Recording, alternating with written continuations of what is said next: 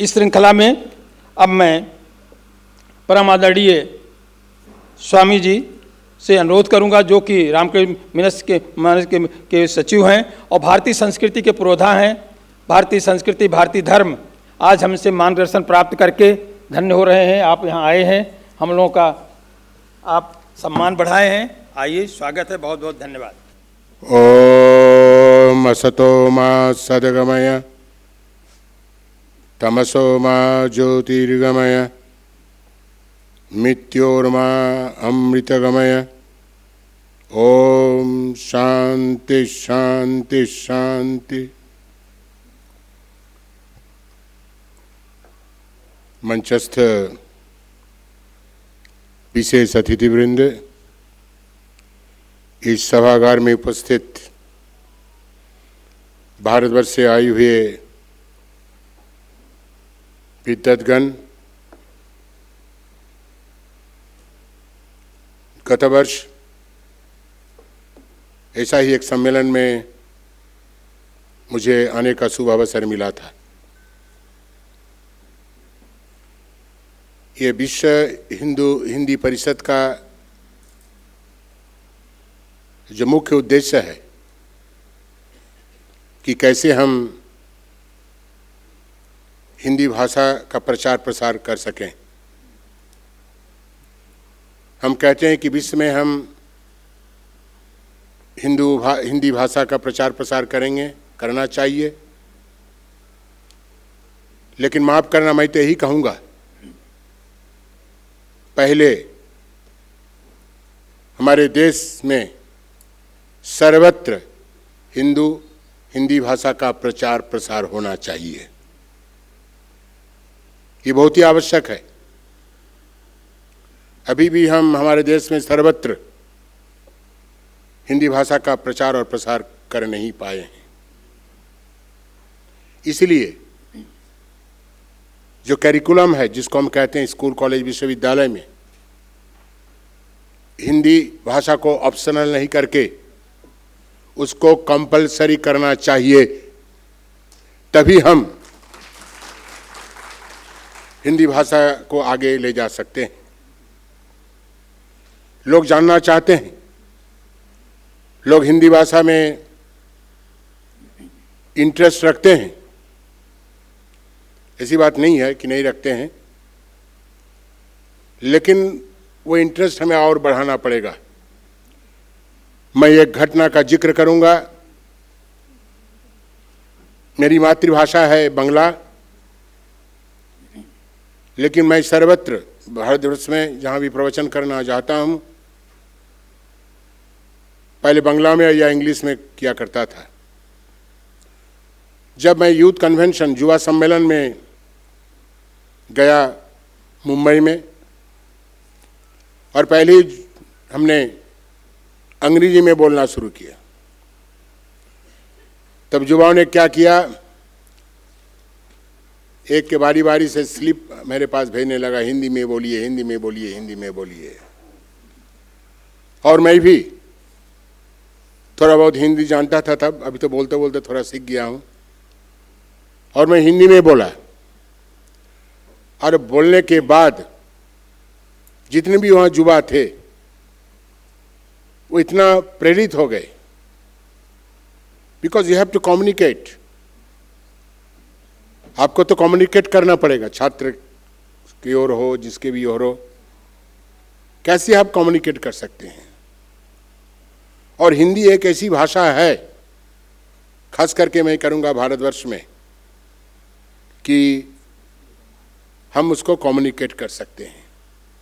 बच्चों के साथ कम्युनिकेट कर सकते हैं, किसी भी के साथ हम कम्युनिकेट कर सकते हैं। तो हिंदी भाषा के प्रचार प्रसार बहुत ही आवश्यक है। मेरे पूर्व वक्ता बता रहे थे कि कैसे अनेकता में एकता हम ला सकते हैं। जो भारतवर्ष का एक बहुत बड़ी संस्कृति है, यूनिटी इन वैरायटी, जिसको हम कहते हैं अंग्रेजी में, और एकता में, अनेकता में एकता तभी हम ला सकते हैं। कैसे ला सकते हैं? भाषा के माध्यम से ही हम अनेकता में एकता ला सकते हैं। हम वसुधैव कुटुंबकम के बारे में कहते हैं, कैसे हम सारा विश्व को हमारा परिवार समझ सकते हैं, कैसे सारा विश्व को हम परिवार बना सकते हैं और भाषा के माध्यम से ही बना सकते हैं, और दूसरी तरह से हम बना सकते हैं, लेकिन ज़्यादातर हम भाषा के माध्यम से ही वसुधैव कुटुंबकम, जो भारतीय संस्कृति का ये एक बहुत बड़ा पहलू है। केवल यही नहीं, मेरे पूर्व वक्ता बता रहे थे कि भारतवर्ष एक दिन विश्व गुरु बनेगा, उनकी हमारी बात नहीं है। युग नायक स्वामी विवेकानंद जी बार बार कहा करते थे कि भारतवर्ष को एक दिन विश्व गुरु बनना पड़ेगा। One day India will have to become world teacher. हर क्षेत्र में हम कैसे विदेशियों को, दूसरों को हम कैसे आगे बढ़ा सकते हैं, और भारतवर्ष एक दिन विश्व गुरु बनेगा, इसमें कोई भी संदेह नहीं है। इसलिए भारतवर्ष को अगर हम विश्व गुरु बनाना चाहते हैं तो भारतवर्ष की जो सभ्यता है, जो संस्कृति है, वो सभ्यता और संस्कृति को देश और विदेश में प्रचार और प्रसार की आवश्यकता है। पहले क्या लोग सोचते थे, बाहर के लोग क्या सोचते थे कि भारतवर्ष तो केवल जादू टोना का देश है, भारतवर्ष में कोई सभ्यता नहीं, कोई संस्कृति नहीं है। पहले, सबसे पहले, ये शायद आप जानते हैं, स्वामी विवेकानंद जी गए और अमेरिका में जाके उन्हें भारत और भारत की सभ्यता और संस्कृति जो है उसके बारे में उन्होंने बताया, और बताने के बाद सारा दुनिया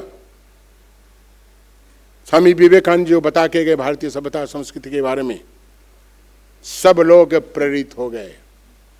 अभी भी लोग स्वामी विवेकानंद जी उस दिन जो अमेरिका में शिकागो में जो बता के गए हैं, क्या है भारतीय सभ्यता, क्या है भारतीय संस्कृति, हमारी सभ्यता और संस्कृति कितना समृद्ध है, हमारी सभ्यता और संस्कृति कितना पुरानी है, ये स्वामी विवेकानंद जी प्रमाणित किया अमेरिका में शिकागो महाधर्म सम्मेलन में।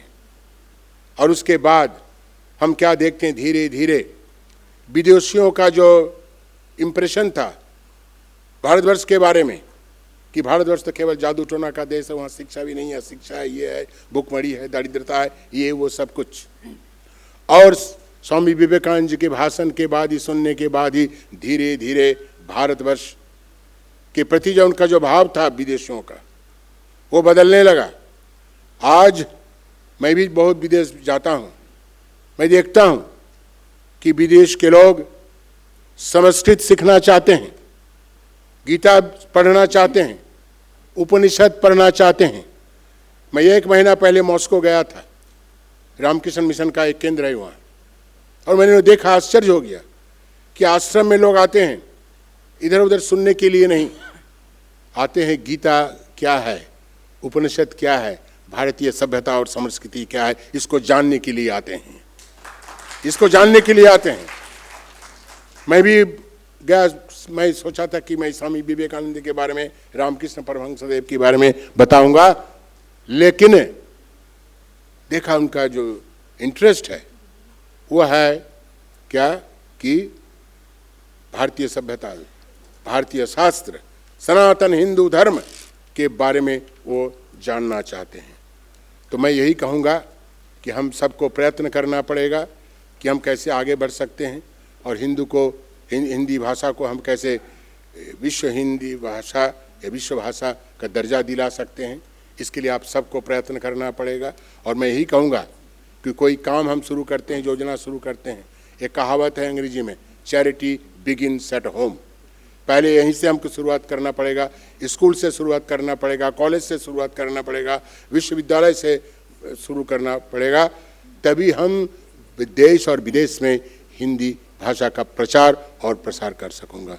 मैं बार बार धन्यवाद देना चाहता हूँ कि विश्व हिंदी परिषद ने एक बहुत बड़ा कदम लिया है बहुत बड़ा कार्य उन्होंने कर रहा है कि कैसे हिंदू भाषा को हम आगे बढ़ा सकते हैं और हिंदी को कैसे हम विश्व भाषा का दर्जा दिला सकते हैं।